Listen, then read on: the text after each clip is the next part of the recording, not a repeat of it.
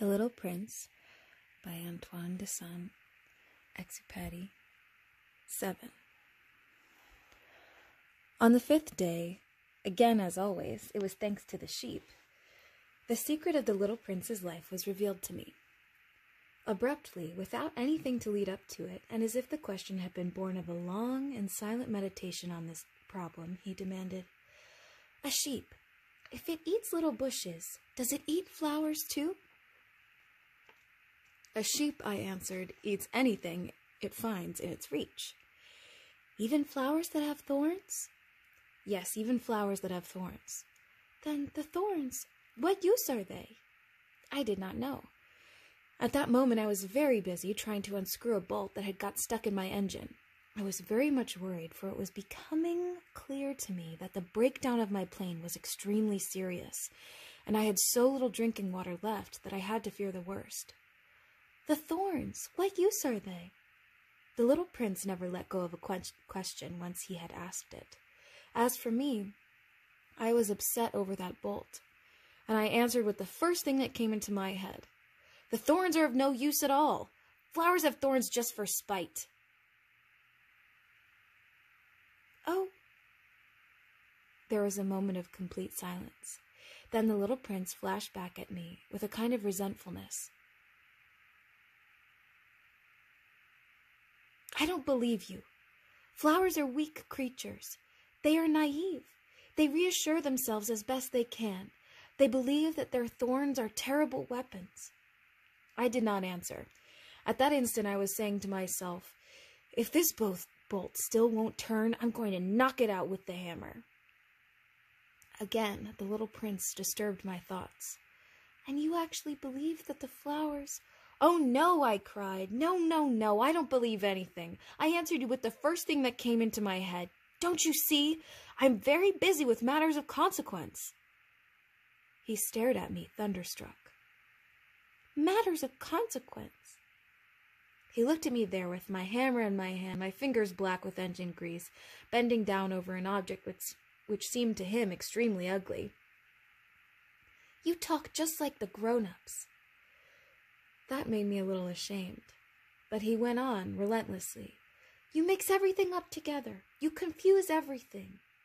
He was really very angry. He tossed his golden curls in the breeze. "I know a planet where there is a certain red-faced gentleman. He has never smelled a flower. He has never looked at a star. He has never loved anyone. He has never done anything in his life but add up figures. And all day he says over and over, just like you, 'I am busy with matters of consequence.' And that makes him swell up with pride. But he is not a man. He is a mushroom." "A what?" "A mushroom." The little prince was now white with rage. "The flowers have been growing thorns for millions of years. For millions of years the sheep have been eating them just the same. And it is not a matter of consequence to try and is it not a matter of consequence to try and understand why the flowers go to so much trouble to grow thorns which are never of any use to them? Is the warfare between the sheep and the flowers not important? Is this not of more consequence than a fat red-faced gentleman's sums? And if I know, I myself, one flower which is unique in the world, which grows nowhere but on my planet, but which one little sheep can destroy in a single bite some morning without even noticing what he is doing, oh, you think that is not important?" His face turned from white to red as he continued. "If someone loves a flower of which just one single blossom grows in all the millions and millions of stars, it is enough to make him happy just to look at the stars. He can say to himself, 'Somewhere my flower is there.' But if the sheep eats the flower, in one moment all his stars will be darkened. And you think that is not important?" He could not say anything more. His words were choked by sobbing. The night had fallen. I had let my tools drop from my hands. Of what moment now was my hammer, my bolt, or thirst, or death? On one star, one planet, my planet, on the earth, there was a little prince to be comforted. I took him in my arms and rocked him. I said to him, "The flower that you love is not in danger. I will draw you a muzzle for your sheep. I will draw you a railing to put around your flower. I will." I did not know what to say to him. I felt awkward and blundering. I did not know how I could reach him, where I could overtake him and go on hand in hand with him once more. It is such a secret place, the land of tears. 8. I soon learned to know this flower better. On the little prince's planet, the flowers had always been very simple. They had only one ring of petals, they took up no room at all, they were trouble to nobody. One morning they would appear in the grass, and by night they would have faded peacefully away. But one day, from a seed blown from no one knew where, a new flower had come up, and the little prince had watched very closely over this small sprout, which was not like any other small sprouts on his planet. It might, you see, have been a new kind of baobab. But the shrub soon stopped growing and began to get ready to produce a flower. The little prince, who was present at the first appearance of a huge bud, felt at once that some sort of miraculous apparition must emerge from it. But the flower was not satisfied to complete the preparations for her beauty in the shelter of her green chamber. She chose her colors with the greatest care. She dressed herself slowly. She adjusted her petals one by one.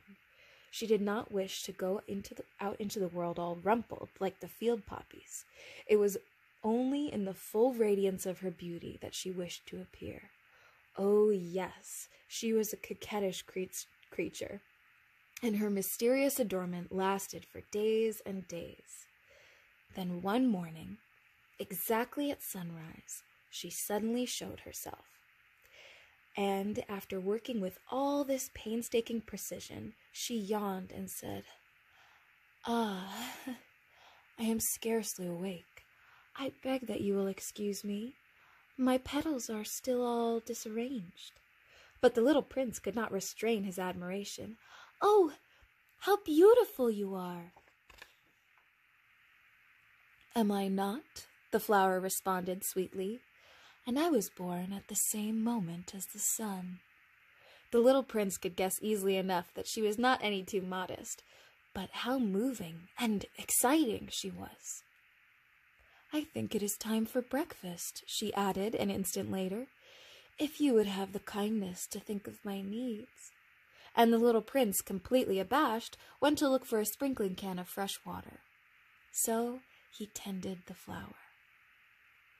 So, too, she began very quickly to torment him with her vanity, which was, if the truth be known, a little difficult to deal with. One day, for instance, when she was speaking of her 4 thorns, she said to the little prince, "Let the tigers come with their claws." "There are no tigers on my planet," the little prince objected. "And anyway, tigers do not eat weeds."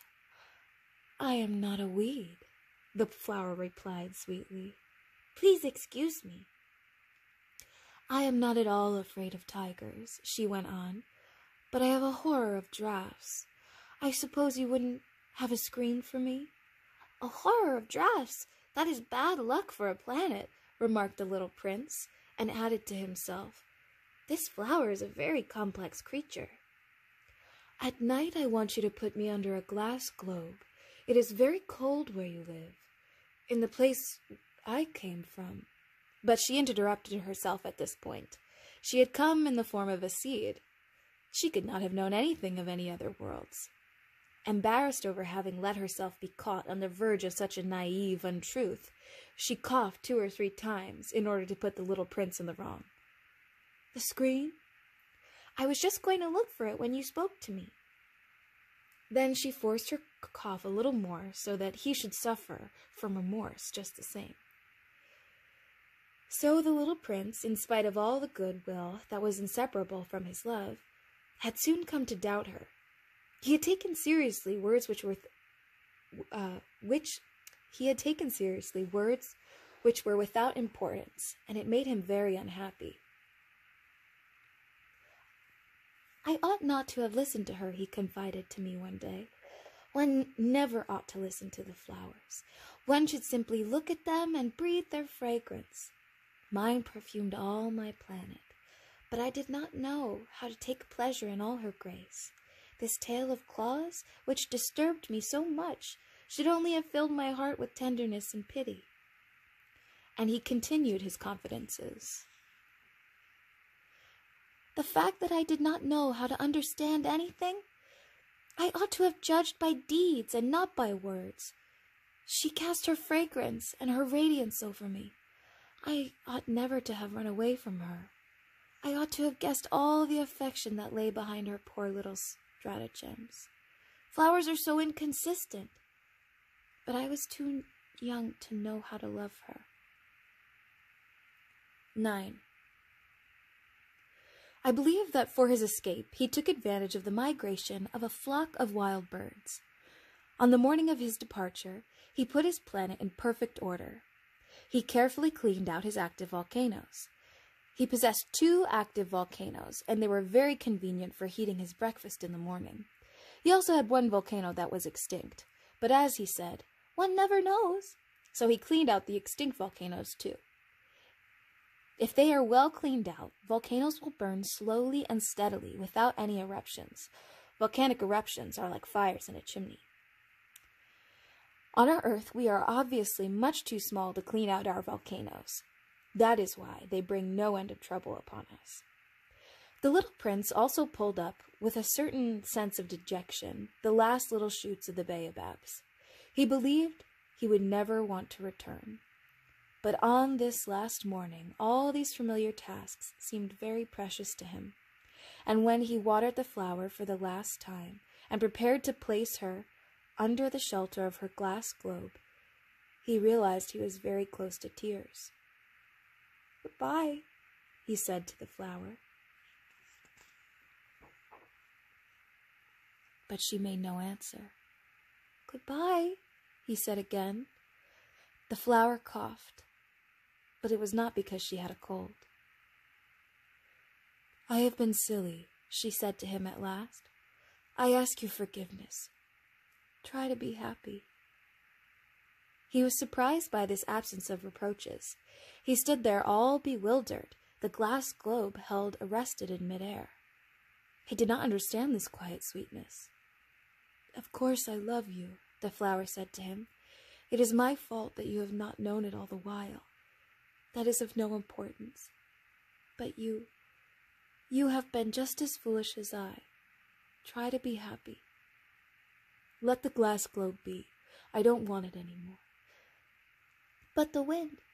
"My cold is not so bad as all that. The cool night air will do me good.